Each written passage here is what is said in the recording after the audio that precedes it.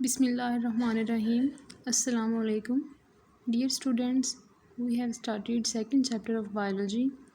The name of the chapter is Solving a Biological Problem. इस chapter में हम लोगों ने ये चीज़ें पढ़ी प्रीवियस लेक्चर्स में कि किस तरह से कोई अगर बायोलॉजिकल प्रॉब्लम होता है तो उसको किस तरह से सॉल्व किया जाता है। हम लोगों ने उसके मेन स्टेप्स पढ़े थे। कौन कौन से स्टेप्स थे, रिकॉल करें ज़रा उनको। सबसे पहले हम लोगों ने देखा था कि recognition of a biological problem, then observations, then hypothesis, then deductions. उसके बाद हम लोगों ने देखा कि एक्सपेरिमेंटेशन में क्या होता है, और एट दी एंड हम लोगों ने समराइजेशन और रिपोर्टिंग द रिज़ल्ट के बारे में पढ़ा। और फिर ये सारे स्टेप्स पढ़ने के बाद हम लोगों ने मलेरिया को एज आ बायोलॉजिकल प्रॉब्लम भी स्टडी करना स्टार्ट कर दिया था। तो जो आज का लेक्चर है बेसिकली ये प्रीवियस लेक्चर्स की ही कॉन्टीन्यूटी है। प्रीवियस लेक्चर में बेटा हमने ये डिस्कस कर लिया था कि जो मलेरिया है it was derived from the two Italian words, Mala means bad and area means air. ये एक ऐसी बीमारी थी, इसको इस तरह से डिस्क्राइब किया था साइंटिस्ट ने कि इसमें it is a disease of chills and fever with recurring attacks. तो प्रीवियस लेक्चर में अगर हम लोग थोड़ा सा उसका आइडिया ले लें, तो उसका थोड़ा व्यू ले लें, तो हम लोगों ने उसमें ये चीज़ें डिस्कस की थी कि जो मलेरिया है इसका ट्रीटमेंट पहले नहीं होता था, तो लोगों की डेथ होती थी मलेरिया की वजह से, क्योंकि मलेरिया की स्पेसिफिक कोई मेडिसिन नहीं थी, इसकी प्रॉपर कोई वैक्सीन नहीं थी। तो कुछ साल पहले तक मलेरिया जो है ये एक बहुत वबा की तरह ख़तरनाक बीमारी थी। उसके बाद जब न्यू वर्ल्ड अमेरिका डिस्कवर हुआ तो मैंने आपको बताया कि वहाँ पे एक जो था, एक हमारे पास ट्री था, उस ट्री का नाम था क्वीना। उस ट्री की जो बार्क थी उसके अंदर उसको एज अ मेडिसिन यूज़ किया जाता था for the treatment of malaria. लेकिन क्या हुआ कि जैसे जैसे उसकी डिमांड बढ़ती गई, जैसे जैसे उसकी क्वांटिटी कम होती गई, उसकी डिमांड बढ़ती गई, तो कुछ डिसऑनेस्ट मर्चेंट्स थे, कुछ जो दयानतदार नहीं थे, ऐसे हमारे पास ताजिर थे। ये जो डिसऑनेस्ट मर्चेंट्स थे ये क्या करते थे, इन लोगों ने जो क्यूना की जगह पे सिनकोना को सप्लाई करना स्टार्ट कर दिया। लेकिन अब ये जो इनकी डिसऑनेस्टी थी ना, वो मैनकाइंड के लिए, इंसानियत के लिए ज़्यादा फ़ायदेमंद साबित हुई। किस तरह से? क्योंकि जिन लोगों ने सिनकोना की ब्रांचेस को, उसकी जो बाग्स हैं, उसको as a treatment of malaria लेना स्टार्ट किया था, मलेरिया की मेडिसिन के तौर पे लेना स्टार्ट किया था, वो लोग जल्दी क्योर हो रहे थे, उनको जल्दी अल्लाह ताला सेहत याब कर रहा था।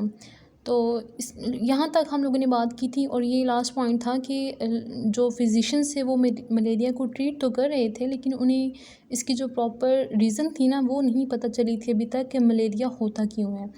तो after some time it was found that some disease are caused by tiny living organisms. That discovery it also became a belief that malaria too might be caused by some microorganisms. अच्छा, अब कुछ अरसे बाद क्या हुआ कि ये पता चला लोगों को कि जो कुछ बीमारियां हैं वो कुछ छोटी मखलूक़ात, टीनी लिविंग ऑर्गेनिजम्स की वजह से होती हैं। टीनी मतलब टाइनी भी इसको प्रोनाउंस करते हैं, टीनी भी करते हैं। It means small living organisms, छोटे छोटे जो जानदार हैं।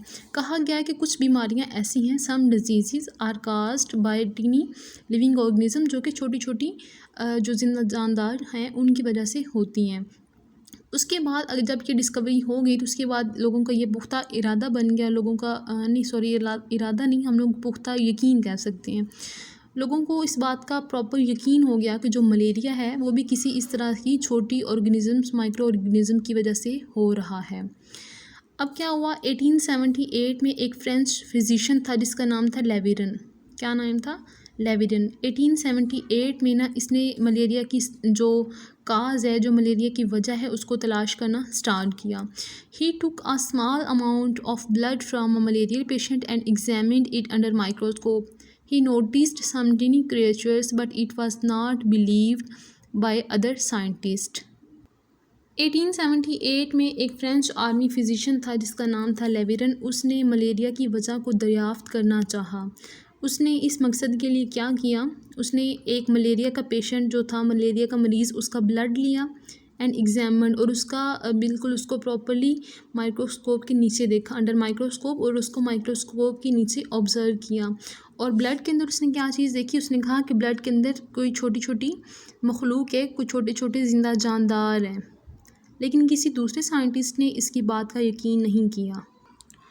2 years लेटर, 2 साल बाद, पहले कौन सा ईयर था, हमने बात की 1878 की, तो अब 2 साल बाद जो सन है वो चेंज हो जाएगा ना। अब हमारे पास सन था 1880 में एक अदर फिजिशियन था। फिजिशियन मैं पहले ये बता चुकी हूँ आपको कि फिजिशियन किसी भी ऐसे डॉक्टर को कहते हैं जो मेडिसिन के थ्रू ट्रीटमेंट करता है। साथ ही सेम डिस्कवरी 1880 में भी ना किसी एक दूसरे फिजिशियन ने भी ना सेम डिस्कवरी देखी। उसने भी मलेरियल पेशेंट का जो ब्लड है वो लिया, और ब्लड को लेने के बाद उसने सेम चीज़ ऑब्जर्व की।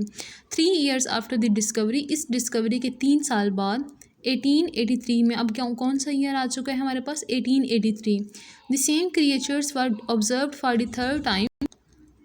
1883 में तीसरी दफ़ा same creature, same tiny micro organism को ऑब्ज़र्व किया गया, और तब 1883 में उस टीनी जो क्रिएचर थी या टीनी माइक्रो ऑर्गेनिज्म जो थे उनको क्या नाम दिया गया था, प्लाज्मोडियम। प्लाज्मोडियम सिंगुलर को कहते हैं, और अगर हम लोग इसमें यहाँ पे प्लूरल इसके देखें, इसका जो जमा की बात करें तो प्लाज्मोडिया होगा।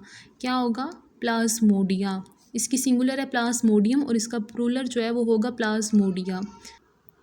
तो तब फिर लोगों ने, जो फिजिशियंस थे, 3 दफ़ा ये किए टेस्ट उन्होंने। पहली दफ़ा 1878 में फिजिशियन, आर्मी फिजिशियन ने सबसे पहले टेस्ट किया था एक मलेरिया ब्लड का सैंपल लेके। तो उसने कहा था कि ये जो मलेरिया है उसके जो मरीज़ है उसके ब्लड के अंदर टाइनी जो माइक्रो ऑर्गेनिजम्स हैं वो मौजूद हैं, लेकिन किसी साइंटिस्ट ने उसका यकीन ना किया। 2 साल बाद 1880 में एक और फिजिशियन था, उसने भी सेम डिस्कवरी की।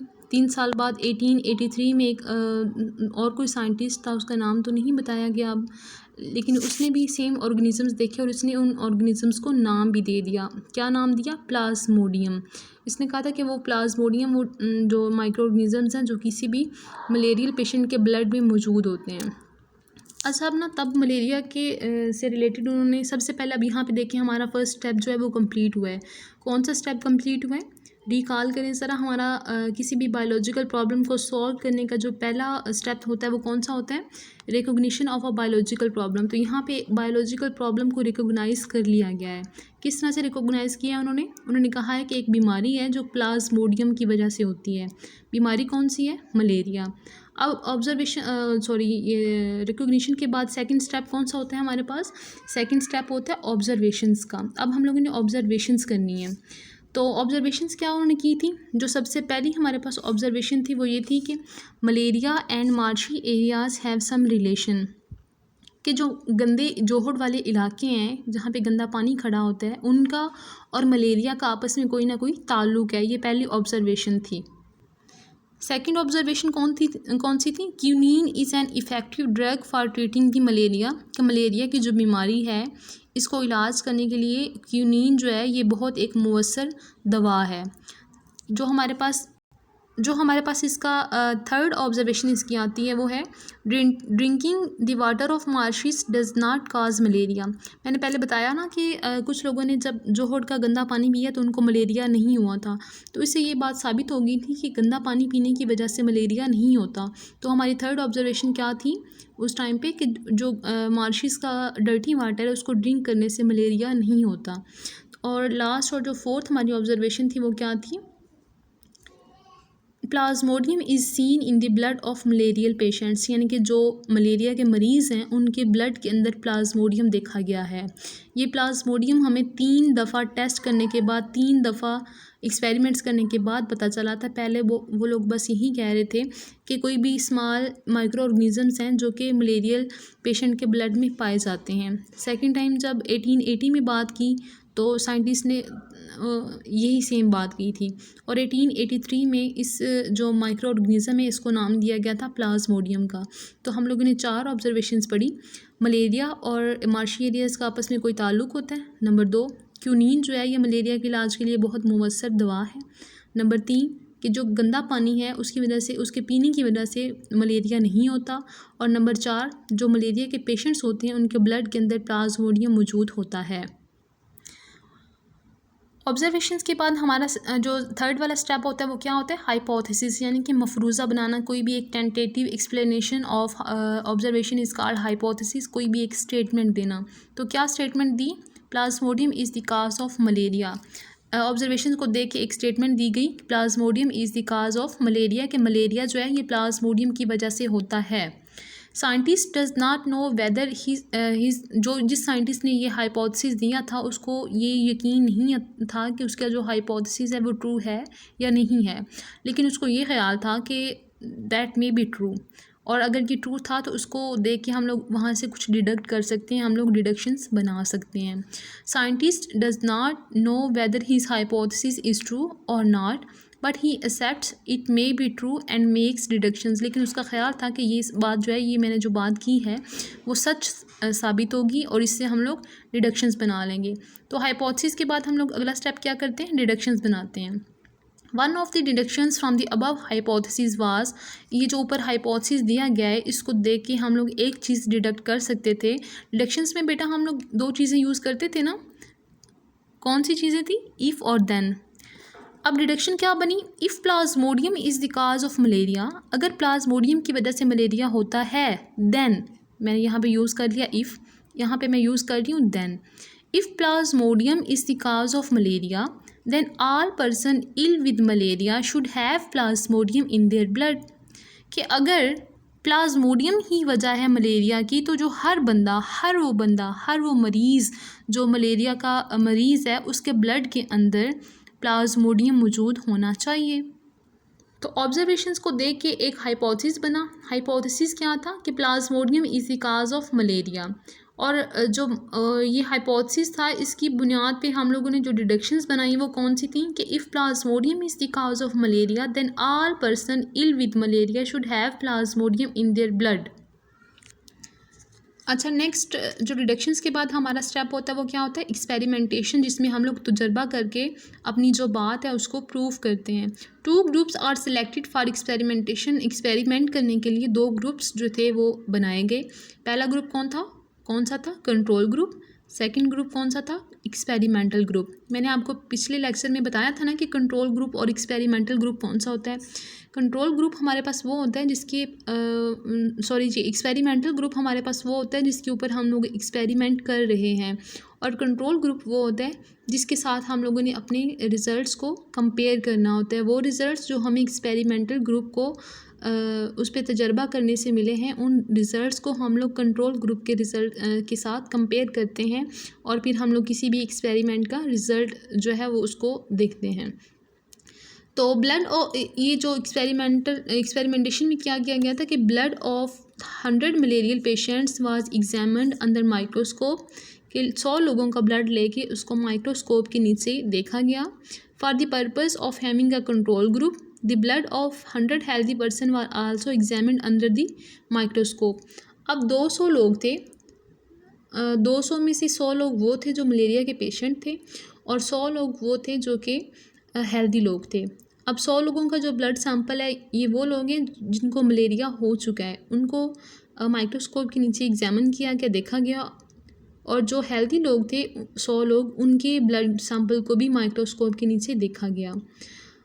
अच्छा, अब हमारे रिज़ल्ट क्या मिला, almost all the malarial patients has Plasmodium in their blood while 7 out of 100 healthy persons also has plasmodium in their blood।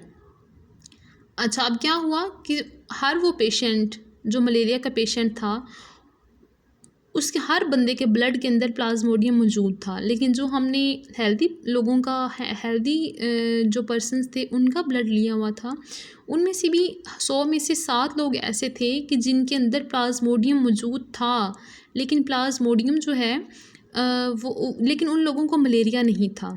Result हमें क्या मिला, हम लोगों ने एक्सपेरिमेंटेशन में क्या किया, 2 ग्रुप बनाए। तो ग्रुप बनाने के बाद 100 लोग वो लिए कंट्रोल ग्रुप वाले हेल्दी पर्सन, और 100 लोग थे जो इन्फेक्टेड थे, जो मलेरियल पेशेंट थे। मलेरियल पेशेंट के ब्लड को भी सैंपल को भी माइक्रोस्कोप के नीचे देखा गया, और जो हेल्दी पर्सन थे उनके ब्लड सैंपल को भी माइक्रोस्कोप के नीचे देखा गया। अब जो मलेरियल पेशेंट थे उनकी तो 100% डैम श्योर थे कि उन सब के सब जो ब्लड सैंपल्स थे उनके अंदर से क्या निकला था, प्लाज्मोडियम उनके ब्लड के अंदर मौजूद था। लेकिन जो हेल्दी पर्सन थे ना, उनमें से भी 7 ऐसे थे कि जिनके ब्लड के अंदर प्लाज्मोडियम था लेकिन उनको मलेरिया नहीं था। अब क्वेश्चन ये है यहाँ पे कि अगर मलेरिया उनको नहीं था, अगर उनके ब्लड के अंदर प्लाज्मोडियम था तो उनको मलेरिया क्यों नहीं था? तो उसकी रीज़न ये है कि प्लाज्मोडियम तो उनके ब्लड के अंदर मौजूद था लेकिन वो अपनी इंक्यूबेशन पीरियड में था, अभी वो बिल्कुल डिवेलपिंग स्टेज में था, अभी वो मैच्योर नहीं हुआ था। प्लाज्मोडियम उस स्टेज तक नहीं पहुंचा था जिस स्टेज में जाके वो लोगों को इन्फेक्ट करता है और वो बुखार उनको करवाता है, अभी वो अपनी इनिशियल स्टेजेस पर था। तो इस एक्सपेरिमेंट से एक बात तो वाजिया होगी, एक बात प्रूफ होगी। कौन सी बात? कि it was proved from the experiment that Plasmodium is the cause of malaria.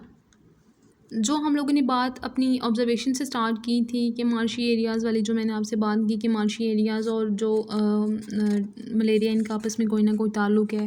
Secondly हम लोगों ने ऑब्जर्वेशन में ये कहा कि क्यूनीन जो है ये इफ़ेक्टिव ड्रग है। थर्डली हम लोगों ने कहा था कि जो मार्शीज़ का डर्टी वाटर है उसको पीने की वजह से मलेरिया नहीं होता। चौथे नंबर पर जो हमारी ऑब्जर्वेशन थी वो ये थी कि प्लाज्मोडियम मलेरियल पेशेंट के ब्लड में देखा गया था। ऑब्जर्वेशंस के बाद हम लोगों ने हाइपोथेसिस दिया। हाइपोथेसिस में ये कहा कि मलेरिया जो प्लाज्मोडियम है is the cause of malaria. Deductions में फिर हम लोगों ने ये बात की कि अगर प्लाज्मोडियम मलेरिया की वजह है तो हर जो मलेरियल पेशेंट है उसके ब्लड सैंपल के अंदर प्लाज्मोडियम मौजूद होना चाहिए। फिर हम लोगों ने एक्सपेरिमेंट किया। एक्सपेरिमेंट में हम लोगों ने ये कहा कि जो हमारे पास 100 लोग वो थे जिनका जो हेल्दी थे और 100 लोग वो थे जो मलेरिया के पेशेंट थे। जब हम लोगों ने उनका ब्लड सैंपल देखा तो हमें ये बात साबित होगी कि जो मलेरिया के पेशेंट थे उनके ब्लड के अंदर सब के ब्लड के अंदर प्लाज्मोडियम मौजूद था। लेकिन जो हेल्दी पर्सन थे उनमें भी 7 लोग ऐसे थे जिनके अंदर प्लाज्मोडियम तो मौजूद था लेकिन उनको मलेरिया नहीं था। तो वो क्यों नहीं था? क्योंकि वो मलेरिया उस टाइम पे जो प्लाज्मोडियम है वो उस टाइम पे अपनी इंक्यूबेशन पीरियड में था। तो हमारी एक्सपेरिमेंट से ये बात साबित होगी कि प्लाज्मोडियम ही मलेरिया की वजह है। मलेरिया जो है वो प्लाज्मोडियम की वजह से ही होता है। नेक्स्ट हमारा ये टॉपिक है how plasmodium gets into the blood of man, के जो प्लाज्मोडियम है वो इंसान के खून के अंदर किस तरह से शामिल होता है। तो इस टॉपिक को हम लोग इंशाल्लाह अपने नेक्स्ट लेक्चर में डिस्कस करेंगे। Thank you so much. अल्लाह हाफिज़।